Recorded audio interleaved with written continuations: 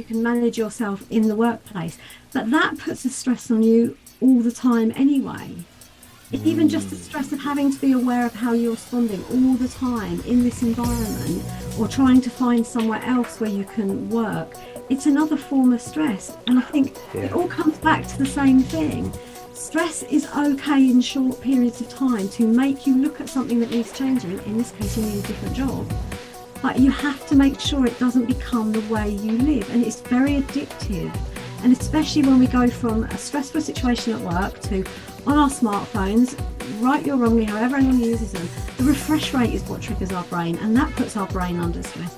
And then to unwind, we sit in front of the TV, and that's sending out another refresh rate, which is putting us under stress. And at no point in a lot of people's lives do they ever switch off, and that is what's causing us so much harm. Yes. Yeah, in that sense, 100% agree. yeah, same here. I totally agree. There are two words which I think are very important and which often actually get totally confused. One is stressor. It's totally impossible to remove stressor from life. And that's actually been a target of a lot of stress management in today's world, to remove as many stressors as possible. But you can never, ever remove stressors. And I think the pandemic era was actually a very good example. People started to work from home, but still get very high stress levels. They were away from offices.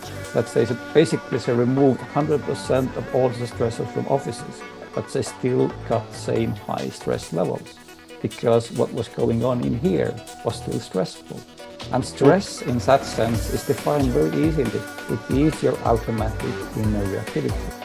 And until you don't change it to responding awarely, you don't have a choice. Yeah, okay, so look, a good thing Chris reminded me, it came back round again. So the word agency in this context is the ability to make choices for oneself, have a role in one's life. So Kerr and I have discussed education in the past before, but essentially from being a child until you're at least 18 and then going on some after that, you are being told what to do by the person who is senior to you. And thus, it would seem to me that we condition ourselves out of agency, which is, it seems, pretty critical to having this mindfulness that we're talking about. Bob. Yeah, I think. Oh, sorry, Chris, go for it. So I was just going to say, I think, yes, you're right with that. We are conditioned to not think for ourselves, because as a state or as a country, you're easier to govern if you're all just doing what you're told. So the education system is set up for you to be good employees, and then you get a job, and then you go and buy a house, and you become a good consumer. And that's how we're manufactured through the education process.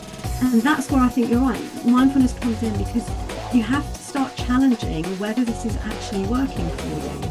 Because if you're constantly under stress and you're not happy, or your mental health is suffering, it's because you, like I was saying, the inner you, the authentic you, knows that what you're doing is damaging to you, and that's why you have the emotional response, and that's why you become stressed out. And if you don't deal with the stress and you don't manage the emotion, ultimately you will break down, because the brain is like anything else, it can only take so much. Yeah. And so once you become mindful, or whatever you want to call it, it doesn't really matter what you call it, but the fact is you have to constantly review your life and think, right, okay, does this person help my life? Does this job suit the way I want to live? Am I happy? Am I fulfilled? Because Bob's right, the first thing anyone says is, I am not I love to do, or I'm happy, or I'm a spiritual person, or I'm a well-rounded person. It's I'm a something or other, so that you automatically know how much respect to give that person on the pecking order of life,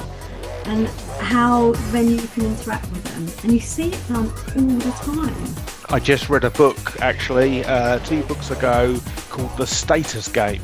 And Ironically, I didn't think I was playing a status game, but it turns out I am, and in fact we all are, all of the time. And yeah, and that, frankly, oh my word, but it just brought a flood of things. So read that book, The Status Game. In that it says that Kerr's not in this country, Caesar's not in the country.